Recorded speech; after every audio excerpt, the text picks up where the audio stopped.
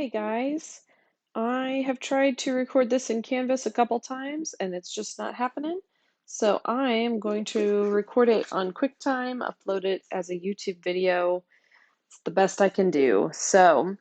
This is English language theater in the late 19th century.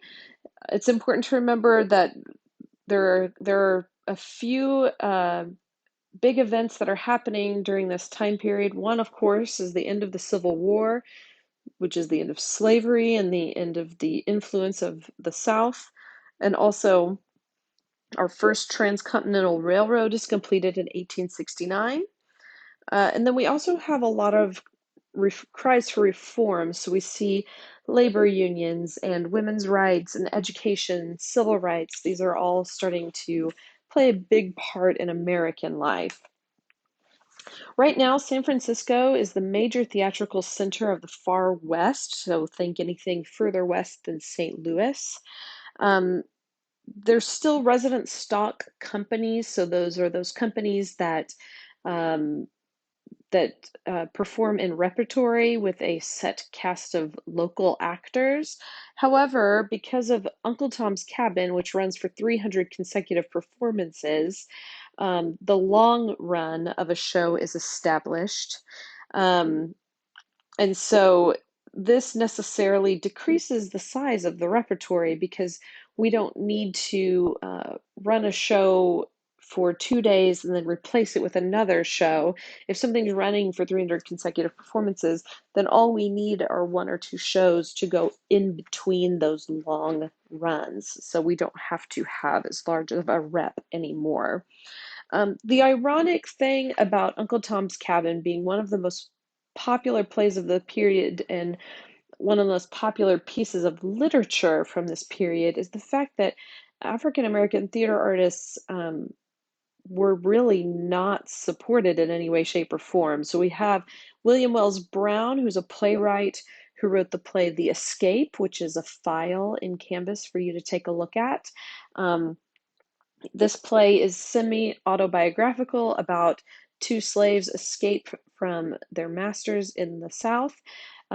It's never performed on stage because of the content, so he gave some readings to literary societies, some abolitionist meetings, but other than that, it's never performed. In addition, really, they could only perform in minstrel shows, and they could only do that by becoming a caricature of the caricatures. So we already have white people blackening up and putting burnt cork or shoe polish on their faces. But in order to perform in the minstrel shows, also African Americans have to use burnt cork or the shoe polish to make their faces look even blacker. And really could only mimic those characters that white performers had already made famous. Um, they use it to their advantage. They start to push African American musical plays, so those are eventually going to evolve out of this form, but at not a great time in our history racially. We also see copyright acts start to occur during this time period. 1856 is you can register your play locally. So that would be like if I wrote a play, I could register it with the city of Baldwin. So anyone within Baldwin would need, if they wanted to perform my play, would have to pay me to perform it. Um, but you can't register it with the Library of Congress until 1870, and it's not made an international law until 1891. New York, from 1870 to 1895, and of course, even up until today, is the major theatrical center of the United States. We also see the rise of the combination companies. So, remember in the last chapter, we talked about how stars are beginning to travel and to perform. Now, these stars are bringing along with them their entire company and the entire uh, production value of the original show. So this is the beginning of tours as we know them today. Um, at this point in time, though, the people who are really changing theater are still those managers that house their own troops. Edwin Booth is one of these managers. He starts off by touring with his father, makes his acting debut in 1849, and he becomes one of the country's major stars. Um, he also was a manager of a theater, and so what he does is he replaces the grooves in the floor that were used to push the stage flats out with hydraulic lifts so that he could lower the floor down, put a set piece on it, and then lift it back up onto the stage through hydraulics. And then, of course, he is the brother of John Wilkes Booth, who assassinates President Lincoln and drives Edwin Booth into retirement for a little bit of time, and then he eventually makes his comeback. He's considered by a lot of historians to be the greatest actor that the United States has ever produced. Also, during these 25 years, playwriting emerges as a full-time profession. We see the Society of American Dramatists and Composers arise. This is the forerunner of what we know today as the Dramatists Guild, which is the union for playwrights now. And there's also a trend towards realism.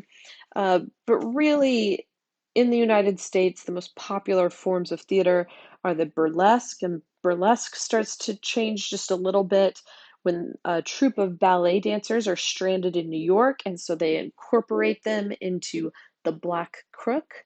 Um, and so that makes burlesque shift into this focus more on dancing and scantily clad women. And then modern vaudeville evolves out of burlesque when people want more family friendly entertainment. And vaudeville, of course, is going to give birth to American musical theater eventually. um, English drama. So really, English drama is at a pretty low point during these 40 years. There aren't a lot of historically significant dramas. Some playwrights are going to achieve contemporary fame with melodramas, light comedies, burlesques, and musical dramas. Um, but there really aren't any straight plays that are of much import at this point in time. But Gilbert and Sullivan do make a splash during this time period. They're, of course, known for their comic operas, Trial by Jury, Pirates of Penzance. Many of you know The Mikado and HMS Pinafore. Um, these guys are additionally important because their shows were so popular and rewritten so much to get around copyright laws that really they're the ones that start to really push the international copyright law, and eventually that gets passed.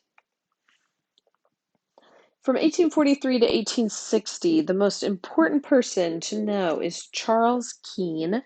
He is the son of Edmund Keene, who we learned about in the last chapter, and he leases the Princesses Theatre in London.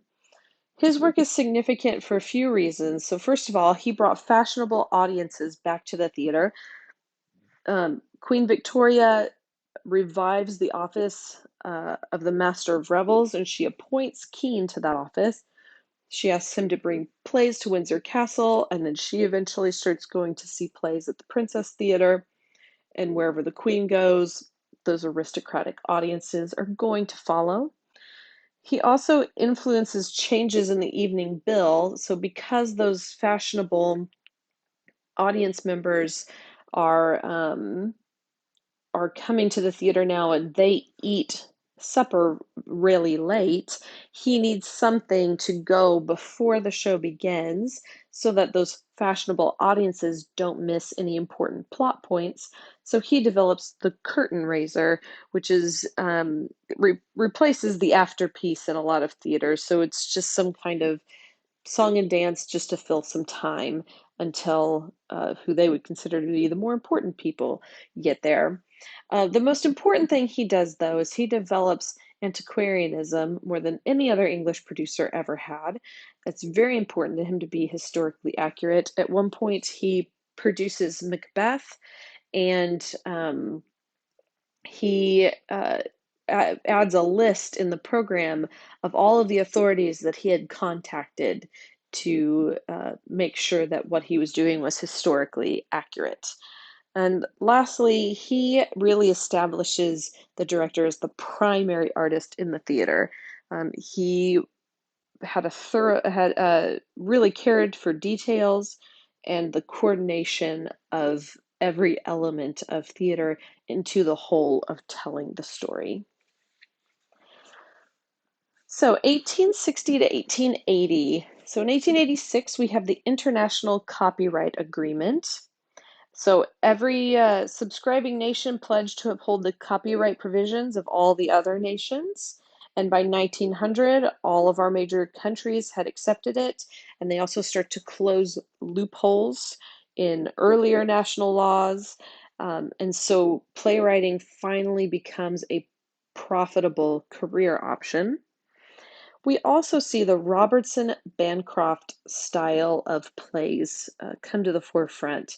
So Robertson was a playwright, and Bancroft is the last name of a husband and wife managing team.